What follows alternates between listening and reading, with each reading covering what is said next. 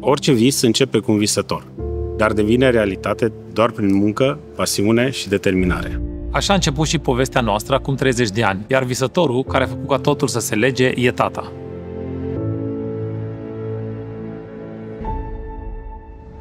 Când am văzut prima dată pavajul în Germania, am zis că ăsta este viitorul României. Am cumpărat o presă de vulcanizat, am transformat-o eu, eram lăcătuș de meserie și am făcut-o să pot face pavaj și între timp am tot modernizat-o. Nu a fost ușor și nici nu am avut bani, dar am fost uniți, am avut credință și voință.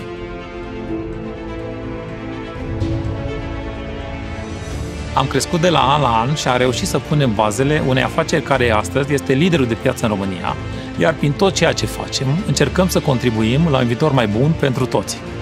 Noua fabrică de la Arad duce mai departe această misiune. Construită pe o suprafață de 110.000 de metri pătrați, poate produce 7.000 de metri pătrați de pavaj pe zi.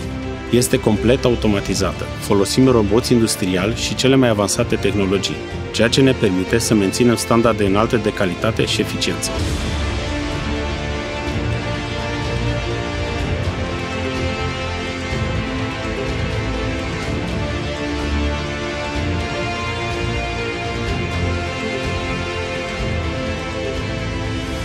Pe lângă produsele premium existente deja în ofertă, la Arad dezvoltăm produse noi cu finisaje speciale, obținute prin tratamente mecanice suplimentare, precum striere sau periere. De asemenea, aceste produse sunt supuse unui proces de impregnare cu Vivid Color Plus, ce asigură o protecție mai bună a culorii și a suprafeței.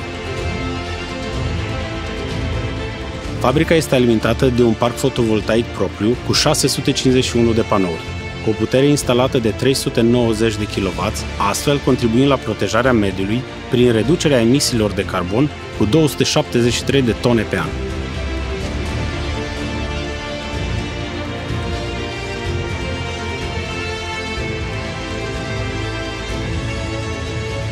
Ne-am dorit ca fabrica de la Arad să nu fie doar o realizare tehnologică, ci și un simbol al angajamentului nostru față de sustenabilitate, excelență și inovație.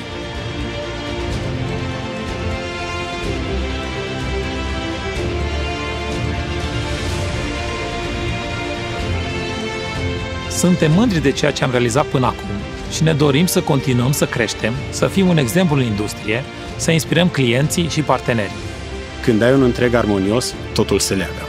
Când ai un întreg armonios, totul se leagă. Când ai un întreg armonios, totul se leagă.